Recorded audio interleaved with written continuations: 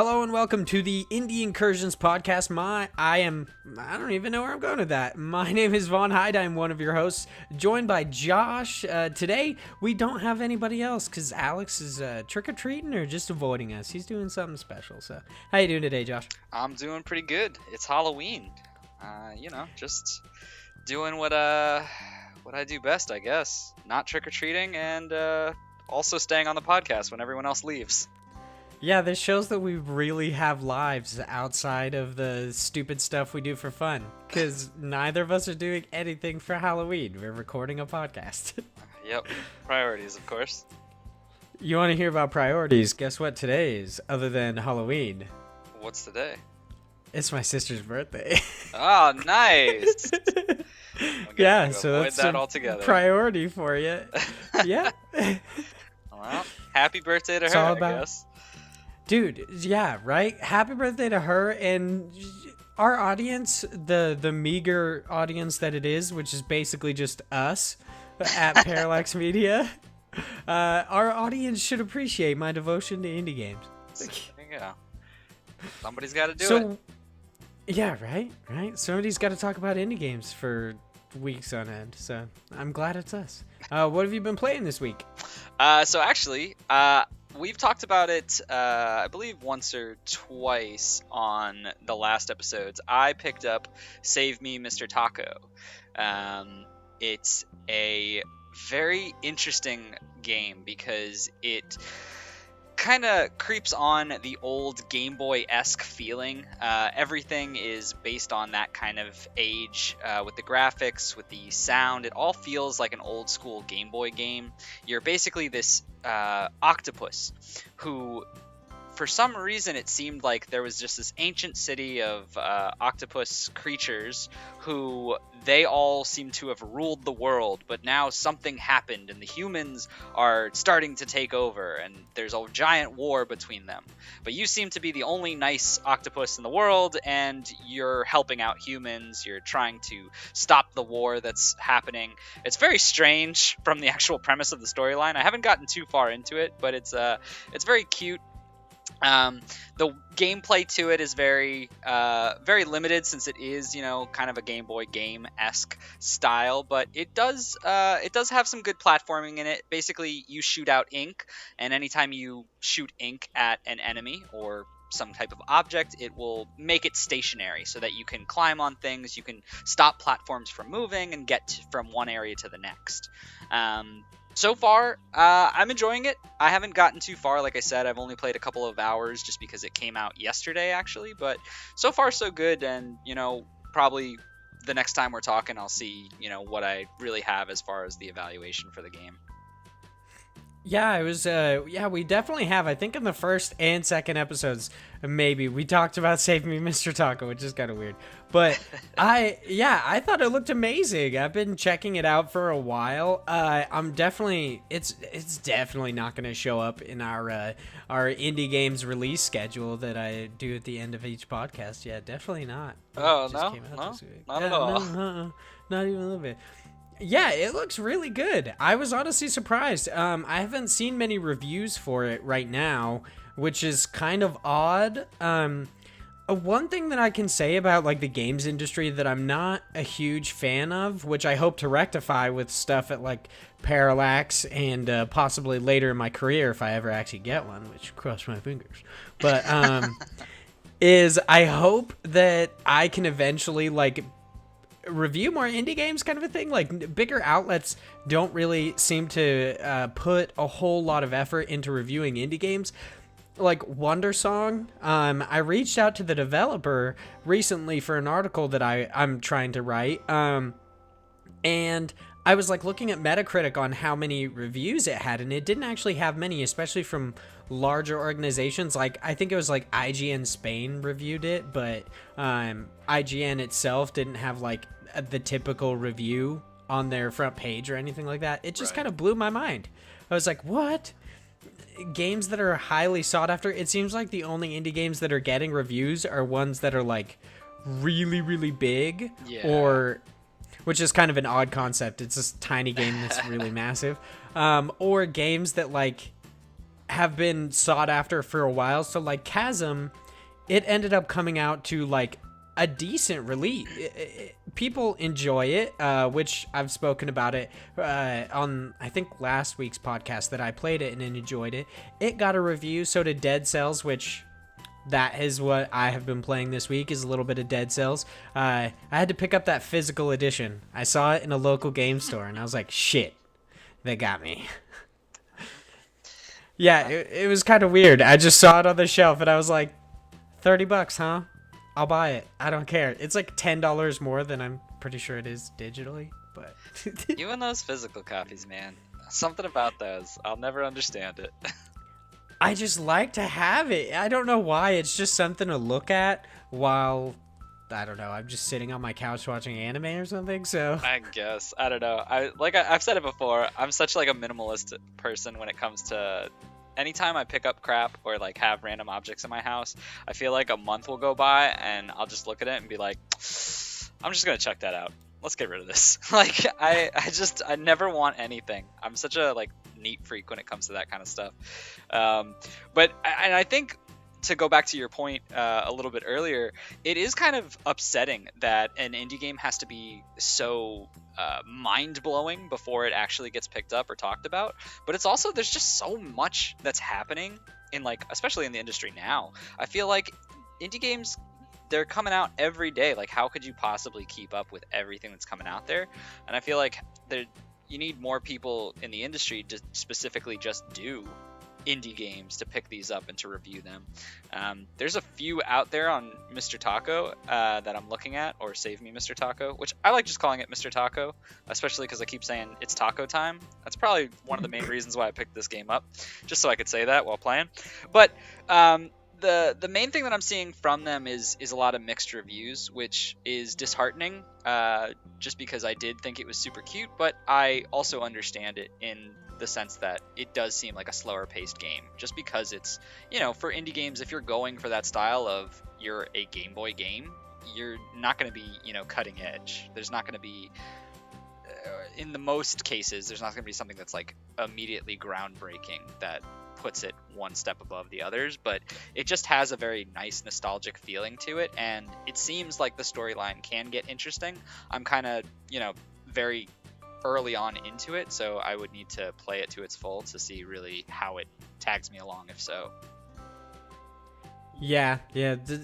I hope to see more reviews for indie games, but you do make a good point that, considering the release, the release list that we read every week of just indie games, it would be excessively hard to review all of them every week. Exactly, because like that's the thing, is we talk about that and we're saying that we're, the indie game podcast, we talk about all these ones that are coming out, but do we actually have time to play every single one of these? There's no way. It's just like us two and then our occasional guests, who are trick-or-treating.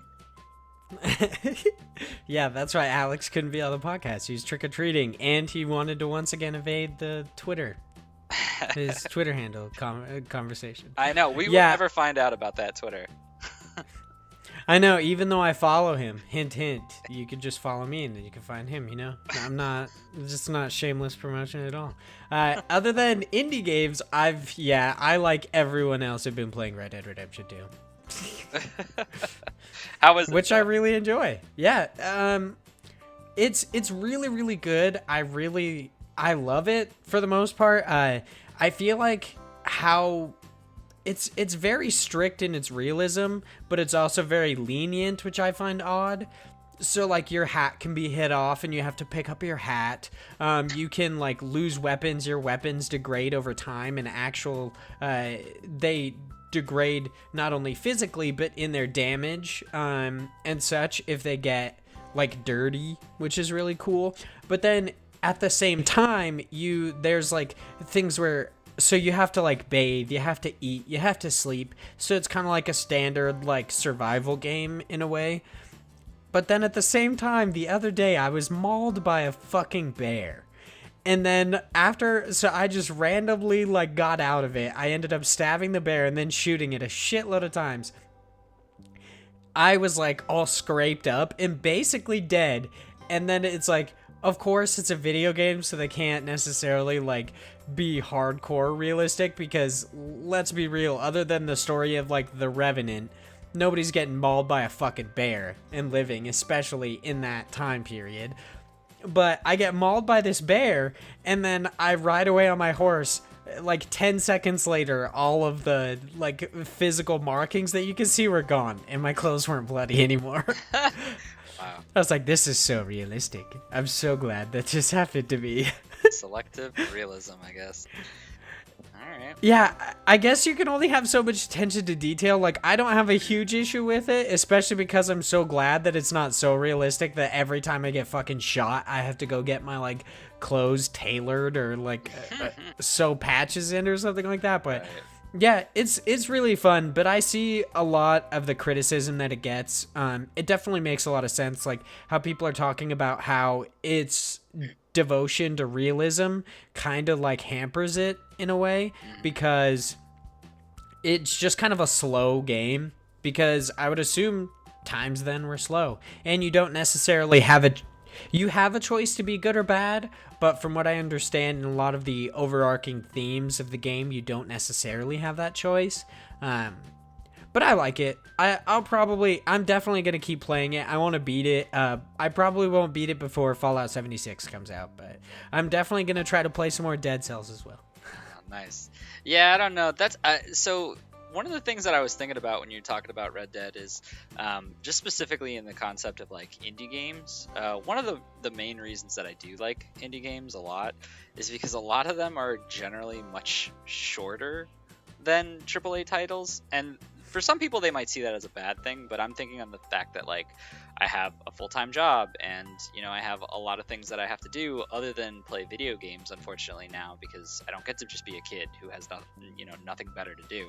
So those games, I'd like to get into Red Dead Redemption, but I can't see myself doing it. I know that I don't have the hours, the time to invest in it, and I know it's not going to be me giving enough to put into that. And I feel like based on everything you said, that right there would be a bad experience for me, because if it's slow and I only have small chunks to give it, there's no way that I would enjoy it. Yeah, other than like the standard, it's kind of weird. The standard like AAA experiences, like in 3 hours, like I have roughly maybe an hour to tops 3 hours that I can play every day if I'm not preoccupied by like writing something or preparing for this podcast. Normally with like a large AAA game like Horizon or something, I can clear out a good chunk of quests. But in Red Dead Redemption 2, every night I might get one quest done in like 2 to 3 hours, or like 2 quests and a little bit of like extra stuff. But yeah, it all takes a lot of time. It's something I'm going to invest a lot of time into. But yeah, indie games are really nice in that way. It's like some of the longest indie games are only like 10 hours tops, and that's an optional, and their price reflects that. So it's like, the most I've ever seen an indie game come out for is like $35, I think, and that's because I bought it physically. Or like, okay, I guess the biggest amount I've seen for an indie game was because it was a physical limited edition, and it was Owlboy for like $75 or $85, something like that. Yeah. Which, if I'm being honest, I almost bought, but it didn't come with a plush, so I was like, nah, dude, I'm not gonna buy it. I already own that game physically. Oh, geez. All right then, you and those physicals. Yeah, right. It's so good. I just love physical games. So for today, our news is kind of limited, which I actually thought it was kind of interesting, because the day that we don't have a million news stories is the day that there's only 2 of us. So that's a little weird. We've got roughly 5-6 news stories to talk about today, and I'm really excited for some of them. And I'm really excited to get something off my chest here in a second. So for our first news story, we are over on IGN. This written by Nick Santangelo. Yeah, good old Santangelo. He's back. Yeah, Santangelo. I'm pretty sure his name is Santangelo, but whatever. It is Undertale creator announces and releases mysterious new project. So the creator of Undertale yesterday, I initially had put this story in the doc as him like alluding to something, because he actually tweeted out. He did a bunch of weird shit on Twitter. Yeah. But yeah, he like changed the Undertale like Twitter image to like just a black image, which is odd. And then he tweeted out, really important for players who completed Undertale to return and check back in 24 hours. And he says, I want to make something new, and it all begins with your feedback.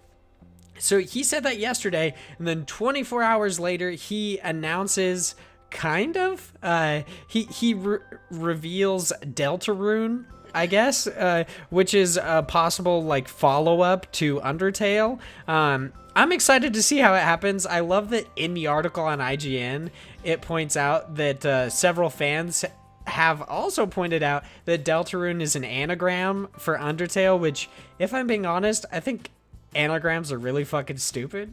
Like, you can almost make anything an anagram. You could say that, like, eat my ass is, like, I love cars. That's an anagram. Like, I don't understand anagrams in general. But apparently Deltarune also refers to a symbol that appears on Toriel's tunic in Undertale. So the big reveal here is that I have not played Undertale. Have you played Undertale? I actually have. So I've played Undertale, but I will admit I did not finish it. I actually did not get hooked by Undertale.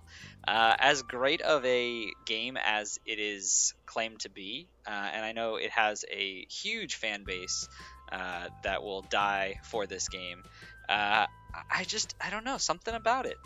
It might have been just that I had other games at that time, or that it just didn't click with me the right way, and I just couldn't keep picking it up. Yeah, yours is definitely worse than mine. I haven't played it. You just didn't like it. I just didn't like pleb. it. Well, it's not that I didn't like it. It's just I didn't feel compelled to complete it. I really want to pick it up because there's a physical collector's edition. But I really do want to pick it up because I recently have gone in a kick of really loving Earthbound, and the creator of Undertale is actually a huge Earthbound, like the Mother series fan, and he was like a modder for a short portion of time, if I remember correctly, for the Earthbound scene, trying to like port Mother 3 to like PC. It's a whole thing. But he loved Earthbound so much that he ended up kind of making like a spiritual successor to Earthbound, which was Undertale. I've heard it's amazing, and I've heard that you can... The coolest thing about it is I tried to avoid fights as much as possible in games, and from what I understand, in Undertale you can actually go through like a pacifist route where you could just not kill anyone. Yeah, so the actual game, and you know, it's funny because talking about it, I'm like, oh, it was such a good game, it was so cool, and then for some reason I just didn't continue. I always think about it that I should go back, but the concept was really neat. The fact is, you basically fight everyone that you meet in, you know, like enemies, as any RPG does, but the way the game works is there's a non-pacifist or a pacifist format where instead of the game being an RPG, it suddenly turns into this like bullet hell style where you have a cursor and you're avoiding things, and it turns into like a little mini game inside of a game, which was just very different. It broke the mold kind of in this style of game, and it was just interesting the way you were able to, you know, choose your ending, or so to speak, or who your character was throughout this path.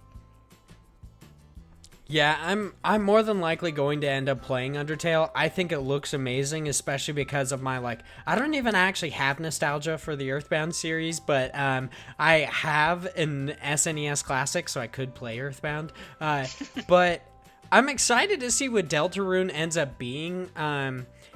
On its website, it contains like weird warnings in English and Japanese about like security protocols and weird shit. Yeah. And something about 24 hours in the interest of public safety. It's so weird, but it seems like Deltarune is going to be coming to PC or like you could download it on PC or Mac. I'm interested to see in another 24 hours what the hell any of this is. None of it makes any sense. Yeah, I'm not too sure. And the first time, like when I first saw this earlier today, I looked at the website and I started reading like all the warnings, and I was like, I don't even know if I want to download this. This seems really strange. It's very, very unsettling what they've done with this page. But yeah, basically, for public safety, you are advised to refrain from discussing of the program for 24 hours. You may have to override security protocols to use the program. Like, it sounds very like official and very just spooky. It's Halloween themed, man. They're going with it. Yeah, this kind of like odd marketing campaign is something that I really, really love. Like back in the day when Shadow of the Colossus released, they also put out kind of like a companion website before the game released, where you could follow this guy's journeys. It was basically just like a list of journal entries that this fictional person had listed, and he like uncovered all the colossi and stuff. It was really cool, and I feel like not enough developers actually do stuff like this, where it's just kind of an odd like marketing campaign. So definitely like props to him for doing this just super weird shit. I don't understand it.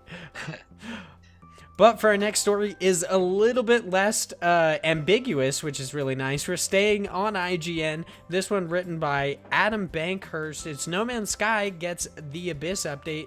It adds aquatic narrative and submarine vehicles and more. Did you get back into No Man's Sky with the next update? No, I didn't. I kind of fell off, especially after, the whole it basically sucked kind of thing. Sean Murray lied to us. He's a little bitch. That whole thing. Yeah. So I've never picked it back up. That being said, it's starting to look really nice.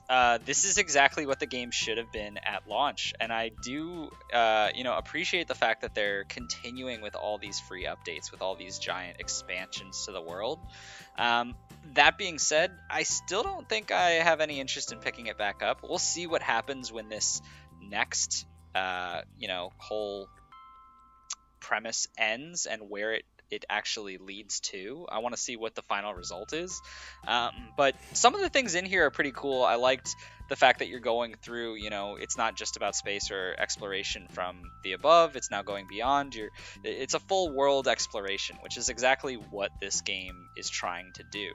I thought some of the actual like mechanics to it looked a little clunky in the water, but I guess that's kind of how it would be if you were submerged underwater, so it kind of makes sense. I'm a big freak when it comes to games that don't feel smooth or have like a clunky-esque style to them. It's one of the reasons why also I'm not into Red Dead Redemption, just because for Rockstar games and those styles in general, I can never get with a game that has a clunky feel to it. I just can't do it. Just doesn't feel right. But you judge me for Stardew Valley. Freaking I think mine is a lot more valid than crazy swinging axe mechanics. Same thing. I was not massively burned by No Man's Sky. I like my catchphrase when going into video games is being cautiously optimistic. I don't like bank everything on a game being amazing. So when No Man's Sky came out, yeah, I was super annoyed that it ended up not being at all what it was supposed to be. But I actually worked at GameStop at the time when No Man's Sky came out, and I was like selling it, and Damon Hatfield, I think, put out a piece on IGN like early the day of like No Man's Sky's release, quoting Sean Murray, saying like Sean Murray was saying the game was not going to be basically just admitting that the game was not going to be what people thought it was. And then so people like come in to buy No Man's Sky, they came in to pick it up or like get ready for the release that night, and I just kept telling them, I was like, dude, this is probably like everyone who's like, I'm looking to play like in a never-ending universe with my friends and stuff. It was announced earlier that day that it was not going to have multiplayer. So I was like, yeah, that's not going to happen, dude. Like, it's just not. And they didn't believe me. They thought I was lying because I worked at GameStop. I was like, all right. What do you know? And then, yeah, right. And then these are the same people who came back like the next day after opening it, which sucks. After opening it, they're the same people who came back and tried to return it. I was like, I'm sorry, I can't return it. You have to trade it in for a fraction of what you paid. Depressing. Yeah, it was pretty terrible. It got even worse when Steam offered refunds on it, because then people came back and were like, "I'm extremely dissatisfied with this game," and I was like, "That sucks. I can give you $5 for it." I Shit mean, like that. Steam's thing is that you played it for 2 hours. GameStop, if you buy it and walk away, you have it for more than 2 hours. It's kind of like the same thing. Yeah, it's basically the same thing. I think the Abyss update is really cool. I did jump back in with the next update. It didn't like anchor me to No Man's Sky like I thought it was going to. But Yeah, right. I didn't even realize that I made an underwater pun. come on, man, keep up. I know, right? Yeah. I need to just have my comedic timing. I need to work on it. But it just didn't pull me back into No Man's Sky like I thought it was going to. I think it's just because I'm not good at survival games, if I'm being honest. I like to play games by myself, and I feel like a lot of survival games, they're just so much more fun with other people, and I don't want to play with other people. That's my big issue here. The Abyss update looks really, really cool. It seems like they're really trying to cash out on the whole like Subnautica craze that's been going on, how Subnautica became this big deal, and now No Man's Sky is also putting out an underwater DLC, which I imagine was something that was planned beforehand, and I think it's going to be really good. I think it's a little odd that there's like they have some weird wording that like there's unique terrifying creatures waiting for you on the ocean floor, and I'm like, yeah, this is like some Subnautica shit. Like, you're gonna go down there and a fat eel is gonna fucking eat you. Maybe. Yeah, I don't know. I was interested when they were talking about like the treasure that you can find underneath the surface, and I was like, what could you possibly find? Like, I don't know. It's gonna be like dark matter or some stupid shit. It's gonna be like, yeah, the treasure is the same shit you could get before, but it's more plentiful. Ah, yes. Good old aqua matter. Yeah, right? It's just gonna get annoying. I know it is. I'm interested to see how it all pans out. For our next story, we are over on Game Informer. This one written by Iram Khan, which he seems to write like every single one of their news stories about video games. Yeah, I've seen his face all the time on Game Informer. Yeah, I'm really starting to like. I have a newfound respect for Game Informer, that they're one of the few sites that actually puts out a decent amount of indie games news. But also, this one dude is the West Coast news editor, and he posts so much shit about indie games. It's ridiculous. But this is Frostbite confirms Trine 4 for PC and consoles. They confirmed yet did not confirm, kind of a thing. They announced it, which confirmed the game was real, but it wasn't an official announcement of the game, which he thinks is odd, and I definitely think it's odd. I've never played any of the Trine games. Have you played any of them? I've played, was it 2? It was either 1 or 2, because he was mentioning in the article that the third one, Trine 3, took an approach to a 3D adventure style, whereas I know I didn't play that one. I played the 2D version. Trine, it's got a big following. Honestly, it wasn't anything that I thought was that crazy. I liked it, but I'm not into games that have you switch characters constantly, which is what that game has you do. You can play it with multiplayer, I believe, with like friends to have them as the other characters, which I think I would have enjoyed more. But no one that I like play games with had it for some reason, so it kind of just fell off my radar.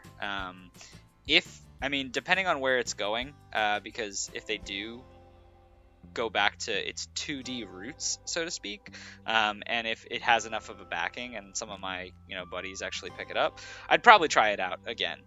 But from a single player perspective, I couldn't get into it really. Yeah, it seems like absolutely nothing other than that this game exists is actually known about it, other than that it's going to be published by Mundus Games, which is pretty interesting. But other than that, yeah, there's nothing about Trine. Yeah, I've seen different stuff for it, and it definitely reminds me of like the old-fashioned like Gauntlet games, where I don't believe in Gauntlet you actually switched through different characters, but you had the option to, and then when your friends jumped in, obviously they could play as them. It reminds me like of those, but I don't think I'll ever get into trying, and I don't really know why. I might pick up the first and second, but everything I've seen from the series is not exactly my cup of tea. But I have a friend who's super into them, so I hope he likes the unofficial announcement of Trine 4 supposedly coming to PS4, Nintendo Switch, Xbox One, and PC next year. But it's not exactly like... Yeah, I don't know.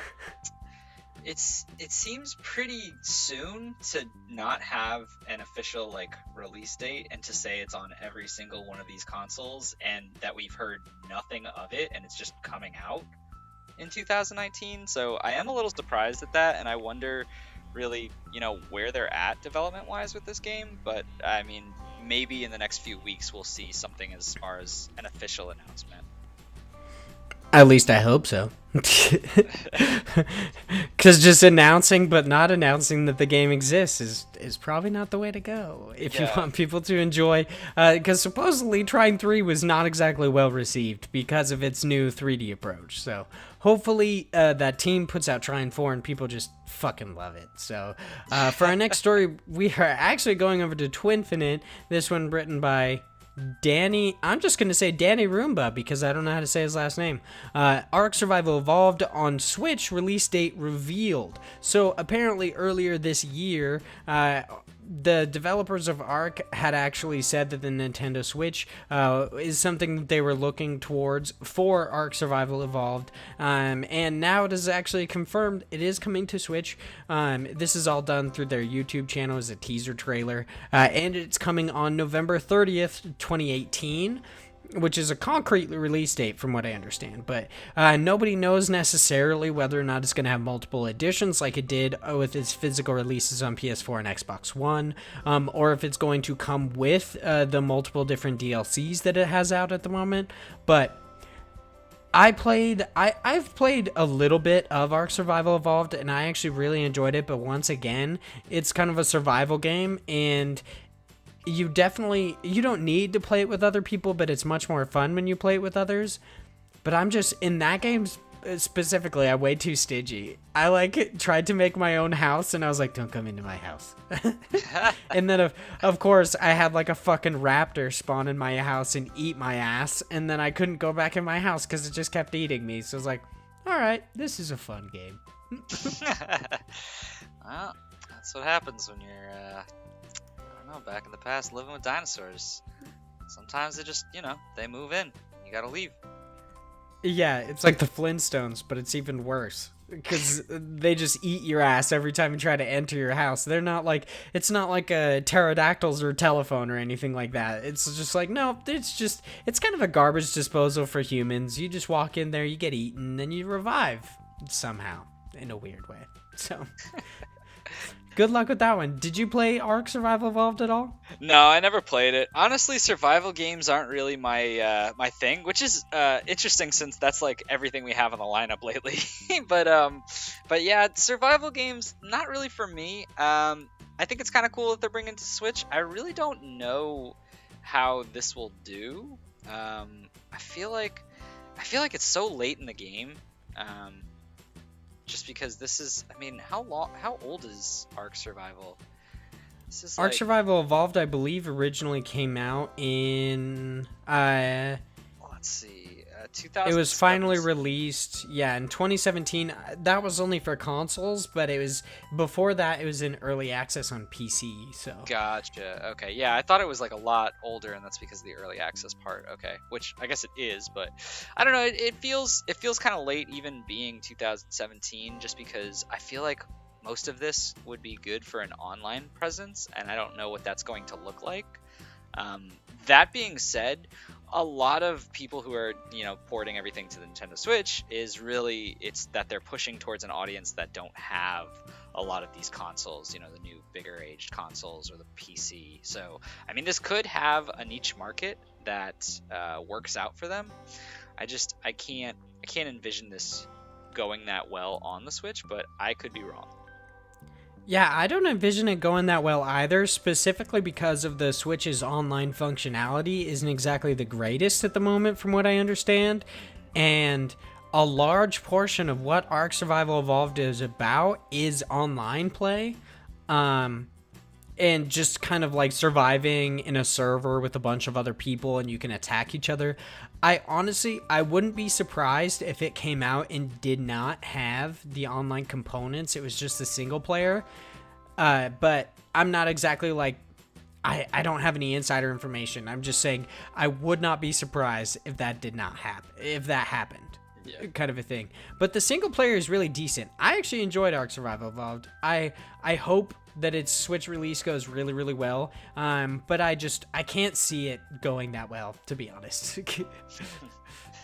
Especially because it seems like the whole craze for survival games isn't exactly like, I don't know, it's not really going, it doesn't have the steam that it used to.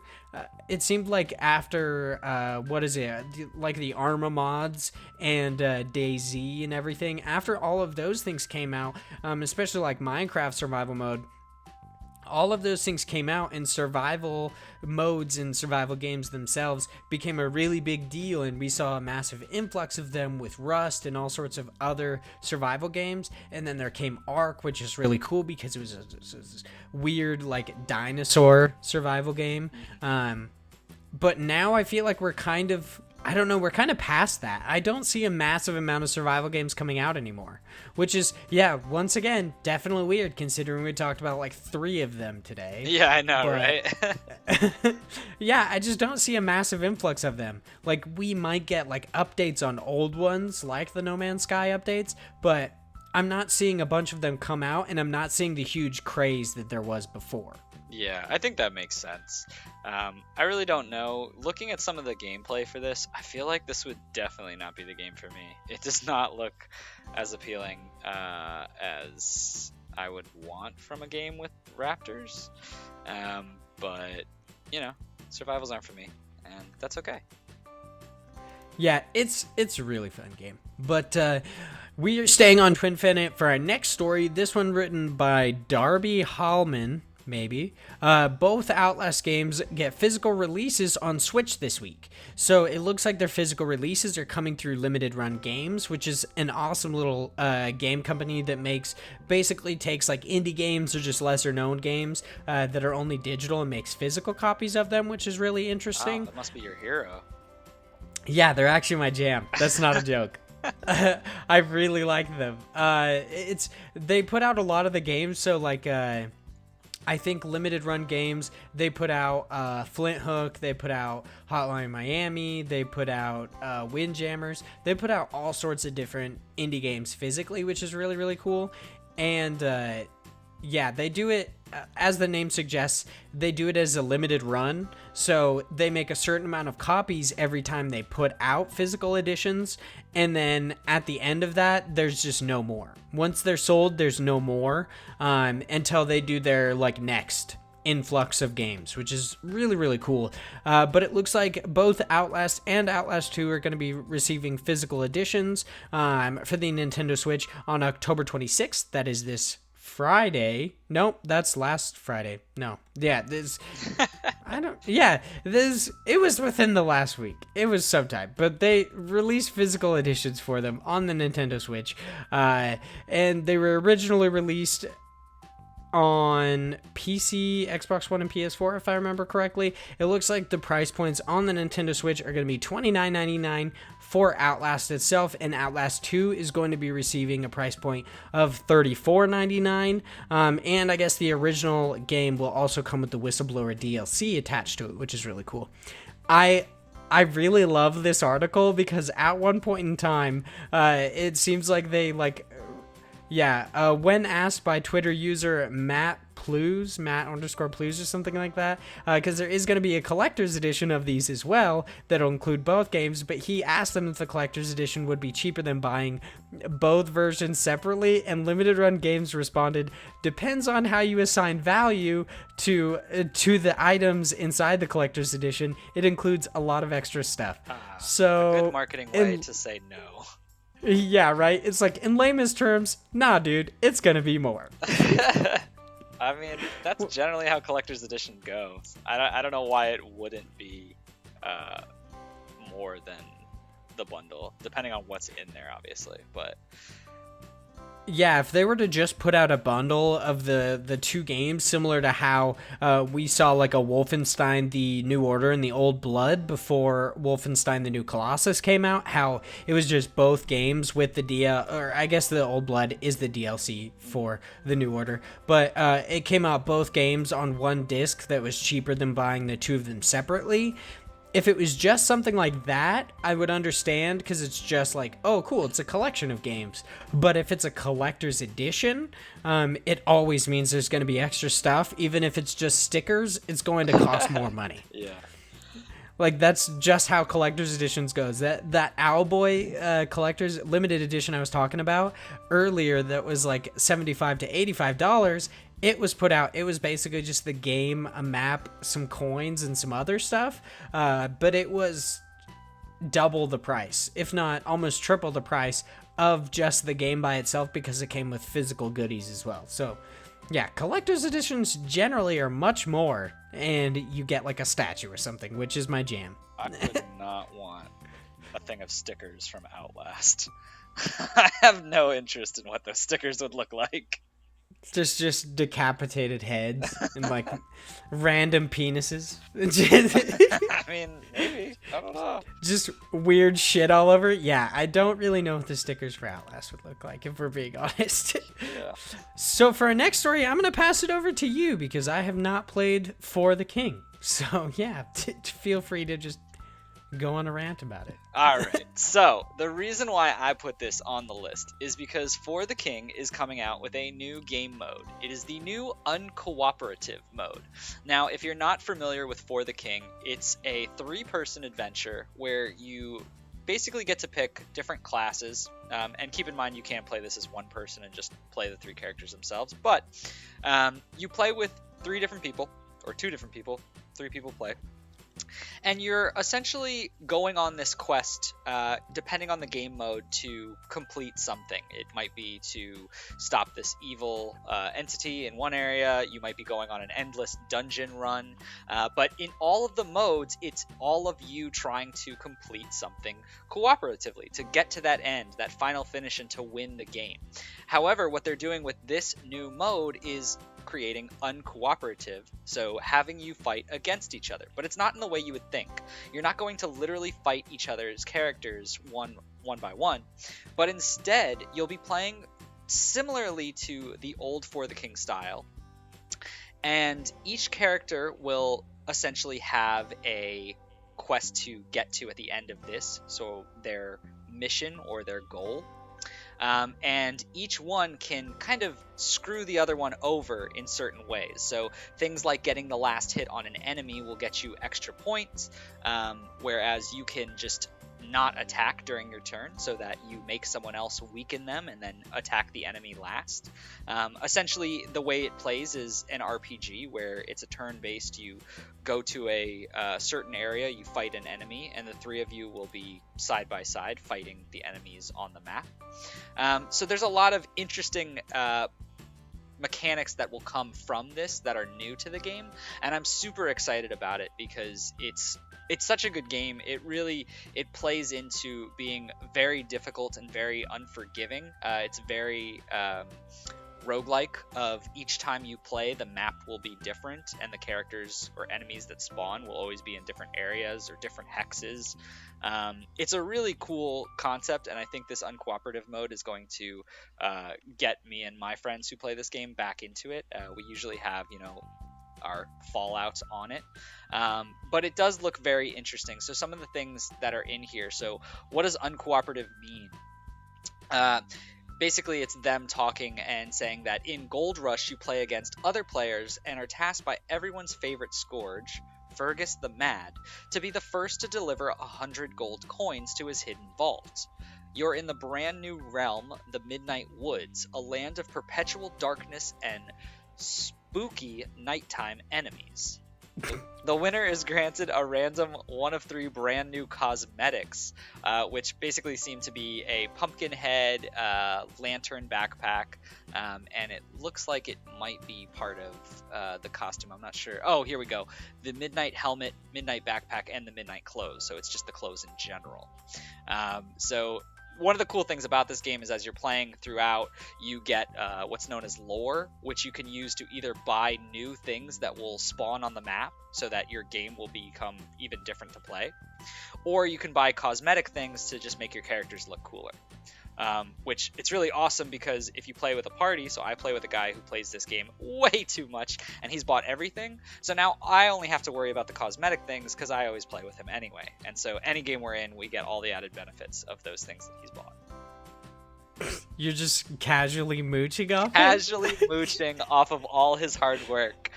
But the point is, the game is awesome. I would recommend it to anyone who has 2 friends and wants to play a RPG style game that is very roguelike in nature. One thing is, it once again is very hard.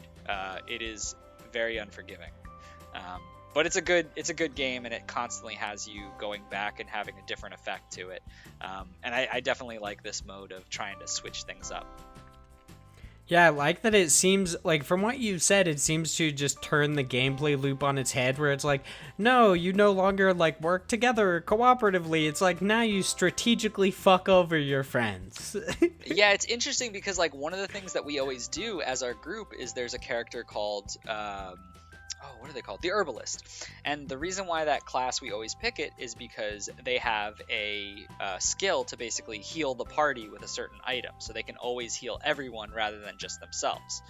So it's super useful. But now, because of this mode, obviously no one is going to want to pick it because you're going to want to screw over the team. But at the same time, how hard is the game going to be? Is there going to be an element of, helping out until you don't? Or is it just a free-for-all throughout the entire thing? That's what I'm looking forward to seeing. That sounds really exciting. I might actually pick up For the King with all of this talk about it. It seems really interesting. I don't know. I'm not very good at games, just in general, which is super funny. And 2, I'm not good at roguelikes at all. And I've never necessarily enjoyed them because I've always felt like you didn't get anything for it, which sounds really weird, other than just the like fun of playing, which kind of is what games are all about. But for some reason, I have an issue with it. So 2 things about that then. 1, you don't really have to be good at games for this one other than just understanding really the basic premise of it. It is, although a roguelike, it's in its essence, you're basically playing on a map where you roll a dice essentially based on your statistics, and then you move those spaces and you'll fight enemies or go to different event spaces, but the fighting is actually turn-based, so it's not anything that requires heavy mechanics or a deep understanding of the game other than the basics of how do I live and what items are good for me. But as far as it being a roguelike and that once you die, things are pretty much the same every time you start, it is true, with the exception of that thing that I mentioned where as you play, you gain what's known as lore and you buy new items or new events that will show up in the shops or show up on the map as you're going through. Yeah, I really like that. I feel like a lot of roguelike games are just roguelikes or roguelite games. They don't include stuff like Dead Cells includes the cells themselves, like upgrades, or just even cosmetics like it seems like For the King does. I really enjoy that because not many roguelikes or roguelites do that. So it seems like I'm actually getting something for it. And you describing the minute-to-minute gameplay of this is kind of funny because I play Dungeons and Dragons, and this is literally the exact same. Like, it's eerily similar to the way everything goes in Dungeons and Dragons, where you just basically move spaces and combat is done in turn-based, and everything's based on stats, which I've actually been wanting to write an article about kind of like how every person who plays video games and enjoys them should actually just play one session of Dungeons and Dragons because it gives you a whole new take on video games in general. Right. But it seems like For the King is the exact game that you're just like, holy shit, this is basically Dungeons and Dragons, but now I can fuck over my friends even more. Yeah, I mean, it does have a lot of elements to that are very similar to Dungeons and Dragons. So if you are a fan of Dungeons and Dragons, I would definitely recommend this. It's obviously not going to be as immersive or as, you know, rich in story as a Dungeons and Dragons game can be. But it definitely is a fun time, especially because it's good to just pick up and play, and you can save in the middle of any map and just come back to it later with your friends. So it has a lot of, you know, quick pickup and start again, as well as replayability. Nice. Yeah, I will more than likely have to pick it up. So now it's time for us to get into a time-honored tradition in the past 3 episodes of this podcast, including this one. It is time for God Bless Us Kickstarter. This is where we go to Kickstarter and find indie games on Kickstarter that we want to talk about, that we hope just to shed a little bit of extra light on, possibly make them, or not make them meet their goals, but help them meet their goals. We have 2 for today, just like we did last week. We've got the Cinema Rosa and the Waylanders RPG. So the thing I have to say about the Cinema Rosa is that, like, I enjoyed the trailer, but there are times in the trailer where I'm like, dude, your audio is so fucked up. Like the audio of the narrator is so quiet, and then they have the music that pops in at the same time, so he'll be talking and at times I'm like, I don't even know what you just said. It's like you're talking into a fan, dude. Like I don't know how that slips through. I don't get it. I mean, it's you know, that's what the $4,000 pledge goal is for, to, you know, a new trailer. For that new trailer with better audio.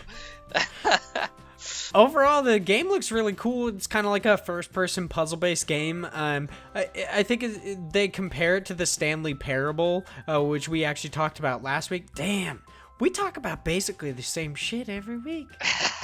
I just realized that. But slightly different. Yeah, it's the same but slightly different. I mean, I honestly, like, I had come across like 3 things about anime boobs, and I decided not to this week. So. I mean, yes. It would have been tradition, us being just the only 2 here. Oh my god. I should have done it. I wish Alex would have given us a heads up earlier so I could have done something about it. But the Cinema Rosa looks really interesting. I don't know necessarily if I'm going to play it just because the first-person puzzle games aren't exactly my deal. But I feel like, once again, just kind of like a whole gamer issue that I have is that I also have not played Portal. Any of the Portal games. No? Yeah. Oh, I've played God. a tiny bit of Portal 2. But other than that, I haven't played a whole lot of Portal, so I feel like after I eventually beat Portal 2, then I will start playing more first-person puzzle-based games like the Stanley Parable, and then if the Cinema Rosa comes out by that point in time, I'll probably play it. I mean, I will say that Portal is a much different game as far as puzzle goes for the mechanics of it than I feel like this and the Stanley Parable ever got close to. Oh, absolutely. But I'm really in it for that narrative. If this can do something like the Stanley Parable did, I'm all down for it. I loved Stanley Parable. The story for it was just really good, very interesting, and from what it seems, you know, there's nothing that like pulled me into it as far as like just from the trailer's perspective, because they really don't give too much other than it being a couple that seems to have built this old cinema back in the day, and now it's, you know, destroyed and you're walking through it. So I don't know a lot about it, but I mean, this could be something that is worthwhile. It is interesting though that they're only doing a 4,000 goal. It seems kind of light, but you know, I'm sure there's not anything that's that crazy they need to do.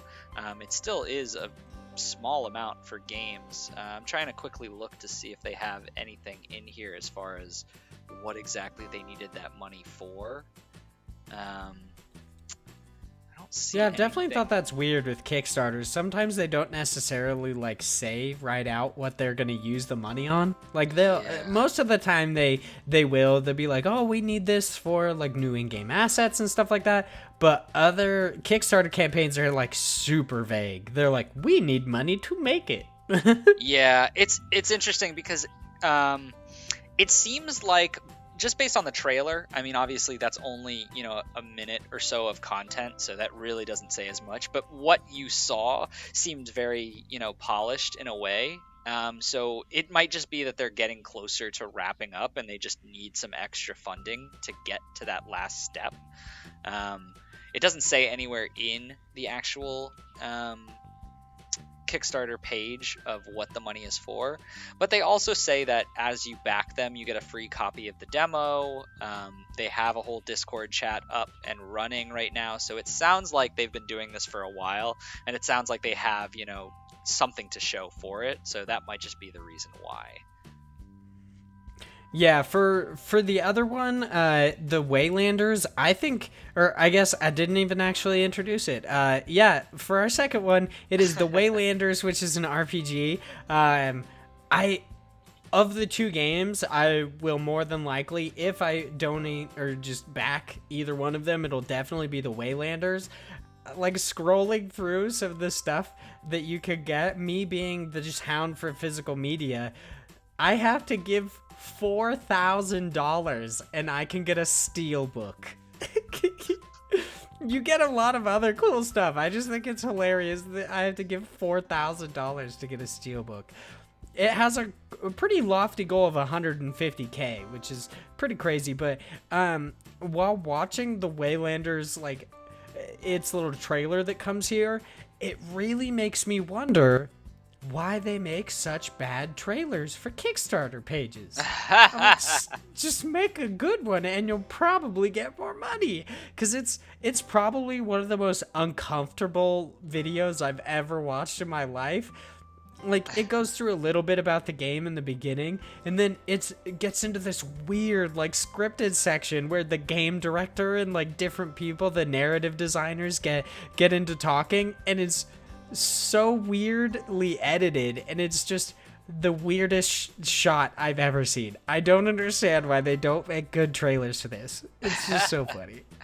Yeah, I mean, I'm a big advocate and hater of game trailers that don't show gameplay. That being said, this one it has its moments, but there is a lot where if you just scroll through it, there's just them talking about different things that they want to do, which it makes sense because as a Kickstarter, they're trying to just say, like, this is our vision, this is where we want to go. But that being said, I feel like they definitely could have focused more on the game, because it looks like they do have already aspects of it that are fleshed out. It's a very large video, and just anytime you make a video that's long, people are going to ADD out and just be like, all right, I've lost interest, and click around through it. I don't think it's going to make it. It's got 15 days left, and, I kind of hope I'm wrong, because it does look interesting. It looks very close to a Dragon Age-esque style game. Or like a Baldur's Gate style, which I do enjoy. But their goal of 150,000 and them only having almost half of that right now, with only 15 days to go, it's a pretty big goal for them to attain. Yeah, it'll have to be like, it'll be a big feat for them if they can get to that 150K.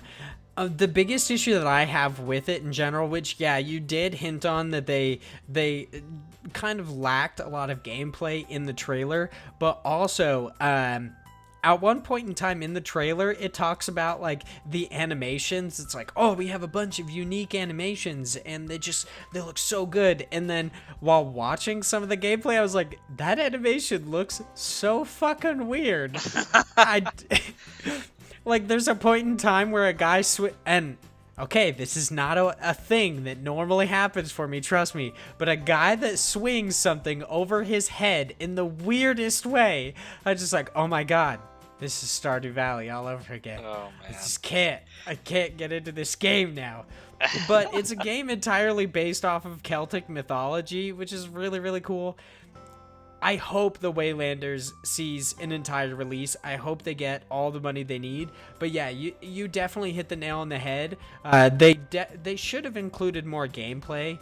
And it definitely does look a lot like a typical isometric RPG. So like Pillars of Eternity or Dragon Age or Baldur's Gate. So now I think it's about time that we tell the kids what they probably came here for, which is just wanting to know what indie games released this week. So I'm going to ask you kindly, Josh, to buckle up, because there's not very many this week, which I thought was a little odd. Yeah, normally when making this list, I find kind of like a shitload of indie games that come out, obviously, because especially for the Nintendo Switch, there's like 40 of them, but this week it's kind of like barren. I had to go out of my way to try to find the meager list that I have. So these are indie games coming out between October 28th and November 3rd. First, I'm going to go with the multiple platform, but of course, these are sectioned into their own sections. So I have multiple PlayStation 4, PlayStation Vita, and PSVRs in one. Not multiple and that, just multiples by itself. Them by themselves. Xbox, Nintendo Switch, Windows, and mobile, if I can find any mobile titles that are coming out. Of course, this is not a full list. There are some games that, of course, will fall through the cracks with indie games, which definitely sucks. If you would like your indie game featured on this and you're pretty sure I'm not going to hear about it, feel free to hit me up on Twitter. Also, if you are launching a Kickstarter, feel free to hit either me or Josh up on Twitter as well, and you may get your game talked about on God Bless This Kickstarter, and I may or may not make fun of its trailer. So for multiple, we've got Save Me Mr. Taco. It comes to Windows, PC, Switch on Tuesday, October 30th, 2018. For PlayStation 4 and PlayStation Vita, we have Dream Daddy Dad Rector's Cut, which just makes me uncomfortable saying that. The Dad Rector's Cut part is just so weird. That comes to PlayStation 4 on Tuesday, October 30th. Paper Dolls come to PlayStation VR Tuesday, October 30th. Nekopara Volume 1, which I would like to let you know, guess what one of the tags in its Steam page is? Just go ahead, take a guess, Josh. What do you think it is? I don't know. Is it something about anime boobs? It's nudity, motherfucker. Oh, That's one of its tags. Anime boobies! Yeah, Nekopara Volume 1 is coming to PlayStation 4 on Friday, November 2nd. Shadow of the Loot Box, which I thought was... it's just Shadow of Loot Box coming to PlayStation 4 Friday, November 2nd. We talked about loot boxes last week, so I was like, interesting how that came up. Coming to the Xbox One, we have Infinite Adventures on Xbox One Tuesday, October 30th. The One We Found coming to Xbox One Tuesday, October 30th. And The First Tree coming to Xbox One Thursday, November 1st. Going on to the Switch releases, we have Skyscrapers coming to Switch Monday, October 29th. Knock Knock coming to Switch Wednesday, October 31st. Hidden Folks coming to Switch Wednesday, October 31st. Transistor, which I'm super excited about because I love it. And I just love I think it's Super Giant. I feel like I'm getting that wrong. I'm fairly certain it's Super Giant. As a studio, I loved Bastion, and Transistor's amazing. Transistor's coming to the Nintendo Switch on Thursday, November 1st. Okay, I'm going to say this wrong. I'm pretty sure it's Machinarium, maybe, is coming to the Nintendo... It's just Machinarium, by the way. Maybe. It was just me. It's probably Machinarium? Is it like Mach robots? It's a weird robot thing. Yeah, it's robots. But Machinarium, however you say it, is coming to Nintendo Switch Thursday, November 1st. Now on to Windows PC, which not surprisingly has a shitload of games coming to it. We have... I really want to say that like Ratatouille, but I know it's not. It's like Kitroli, something like that. It's got a weird name. Citroli? I don't know. I'm done. Let's go with it. It's like Citroli or something like that. Coming to Windows PC Monday, October 29th. The Earth Dies Screaming, which is just super ominous, is coming to Windows PC Monday, October 29th. Infinite Adventures coming to Windows PC Monday, October 29th. Project Hospital coming to PC Tuesday, October 30th. Adapter? It's ADAPTR. That's as much as you guys are getting out of me. Is coming to PC Wednesday, October 31st. Blackbird coming to PC on Wednesday, October 31st. Gloom, which I will tell you right now, there are at least 2 different Gloom games because I had to go out of my way to try to find this one because the other Gloom game looked so much more interesting, which I'm sorry for saying, but it did. It was like a 3D platformer in this weird Lovecraftian world. Yeah. Guess what? This one is not that one. This one's got some weird ass fucking clowns. And it's coming to PC on Wednesday, October 31st. Kaiju Big Battle Fido Fantasy coming to PC Wednesday, October 31st. Photo. I just said Fido because of the other one. God damn it. Photo Finish coming to PC Wednesday, October 31st. There is no turning back. Yep, there is no turning back because I thought I read that weird. It's coming to PC Wednesday, October 31st. Wizard Prison. Yep, that's a name. Coming to PC Wednesday, October 31st. Red Sun RTS coming to PC Thursday, November 1st. Galaxy Squad coming to PC on Friday, November 2nd. Heavy Burger. Yeah, it's coming out on other consoles other than the Nintendo Switch like it did last week. Is coming to PC Friday, November 2nd.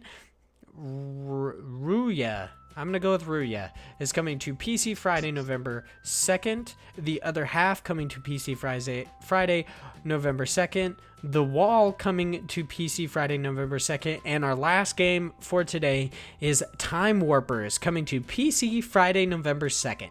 So, as once again, a time-honored tradition, you and I pick out a game that we think looks fantastic or we're just going to play in general, and we talk about it a little bit. So, did you see any on this list that you think you might pick up or you might want to check out? I guess you already have Save Me, Mr. Taco, Yeah. but I feel like that's a cop-out. That is kind of my cop-out. I was looking over the list and I was like, oh, yeah, that one. That's the one I got. That's the one I'm definitely going to play. Other than that, I think as a great title, I have played this one, but just as an extra shout out, I definitely think people who haven't played it should pick up Transistor for the Switch. An awesome game, and definitely worth picking up if you've never played it, especially on the Switch. Yeah, I really love Transistor. I have not picked up Save Me, Mr. Taco, which I probably will, but the one I really want to shout out is Nekopara, dude. I just want to play it so much on PS4. I want to see those anime movies. Not really. That was absolutely, it was a joke. I'm not that pervy, at least. I really want to play Kaiju Big Battle Fido Fantasy. No, I don't want to play Dream Daddy. I don't want to play the Game Grumps game. No. I want to play, the Kaiju Big Battle Fido Fantasy. It looks really interesting. It has this kind of weird art style similar to, I think it's Chroma Squad that came out not too long ago. It has a similar art style, and it's kind of like robots v Kaiju in a weird turn-based battle system. I love Kaiju, and I love big-ass robots, so this was kind of just right in my wheelhouse. I'm really excited for it. I mean, I could pick it up today, but I got Red Dead Redemption 2 and I got Dead Cells. I don't think I'm going to pick it up on PC today, but I will hopefully check it out in the future. But that's my pick, dude. That's my pick. Freaking. All right. I'm not going to play the anime titty game specifically because of that. Too hyped.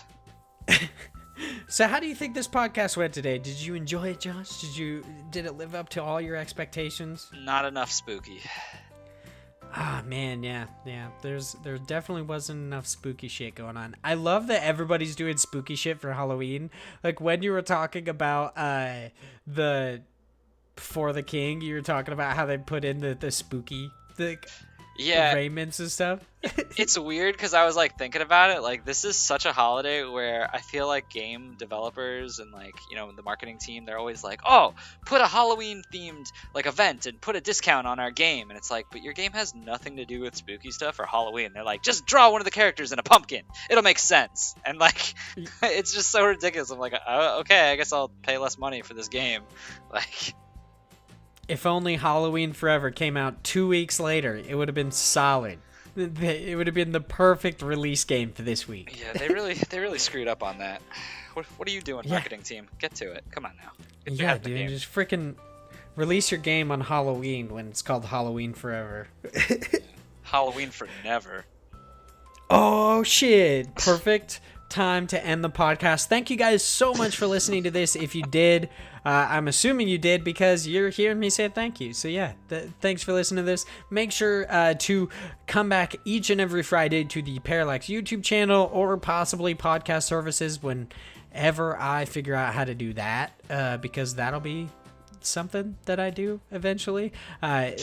Make sure you guys come here if you guys want to hear about indie games and so much more. Us talk about anime boobs and candy corn, whatever.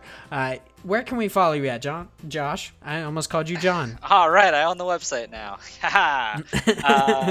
You can find me on Twitter at _Jorsh. That's Josh, but with an R in the middle. 90. How many other _Jorshes were there? Were there 90? I don't know, but there was one, and it pissed me off and made me create 90. You're like, fuck you, dude. It's kind of like that old prank where you'd go and like take 2 pigs, but label one of them 1 and the other 3. And they're just like, where's that fucking second pig, dude? He's sitting there wondering. He's like, where are these other 89?